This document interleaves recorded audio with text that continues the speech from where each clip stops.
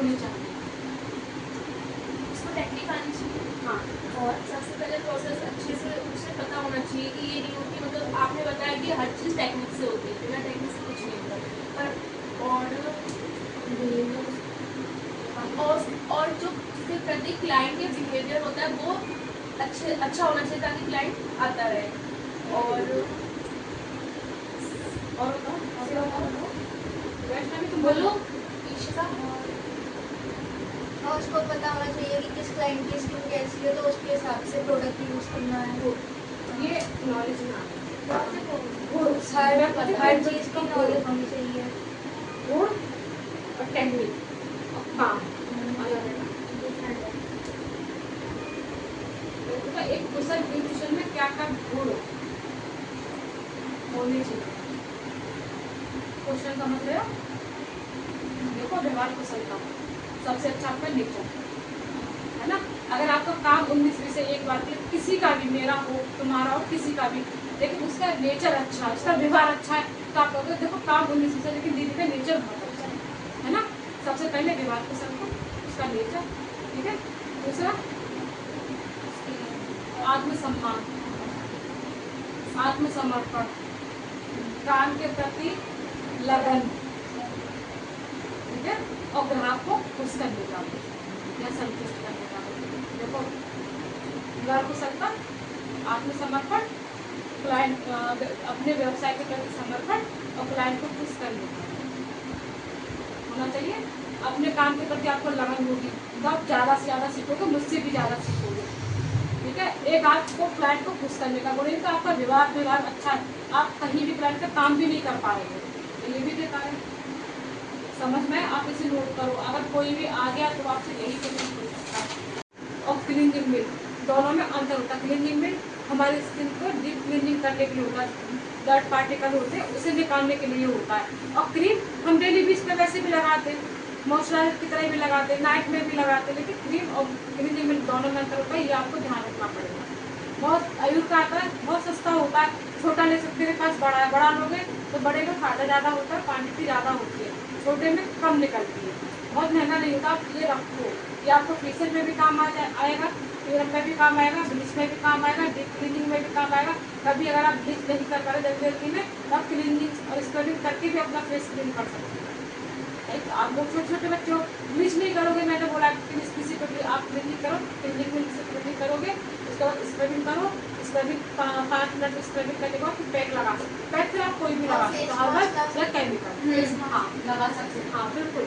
ना कोई भी फेस मास्क लगा सकते हो, केमिकल या हर्बल, वो आपके ऊपर डिपेंड करता है कि आप घर का बना लगा रहे हो या मार्केट का केमिकल वाला बना हुआ ले रहे हो। मैंने इस चीज़ का तो लगाया था, मास्क लगाया था, वैसे ब्लीच के साथ में आपको कोई भी होममेड तरीका नहीं यूज करना है, दही या मलाई नहीं, हर्बल और केमिकल दोनों में का अंतर होगा, और इसमें हार्ड एक्टिविटी होगा। आप फेशियल के साथ ऐसा कर सकते थे, लेकिन ब्लीच के साथ में, ठीक है।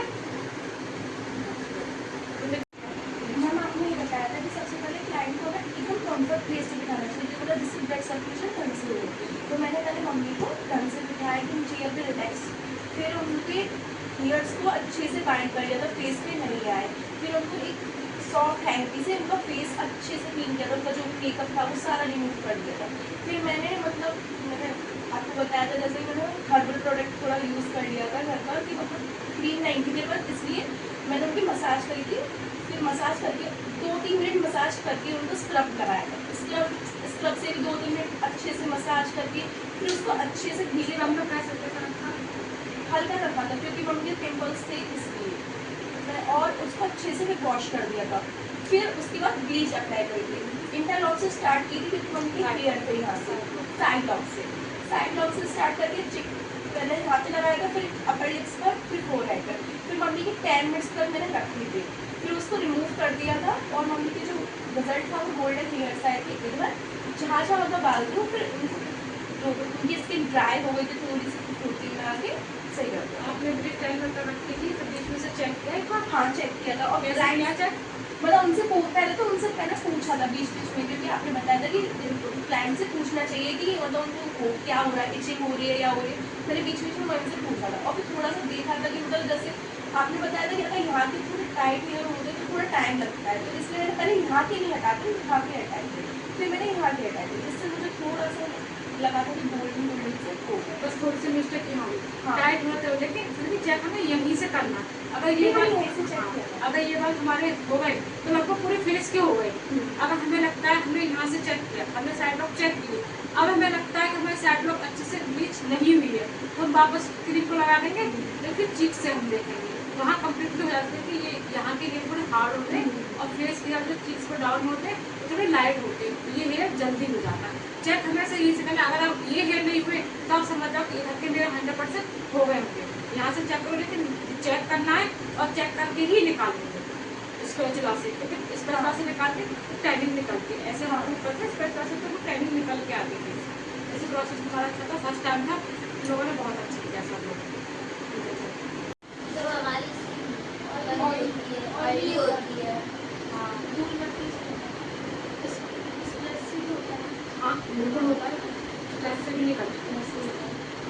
और बताओ, और नींद ना पूरी करने के कारण वो तो डार्क सर्कल, ब्लैक हेड्स का नींद से कोई रिलेशन है नहीं।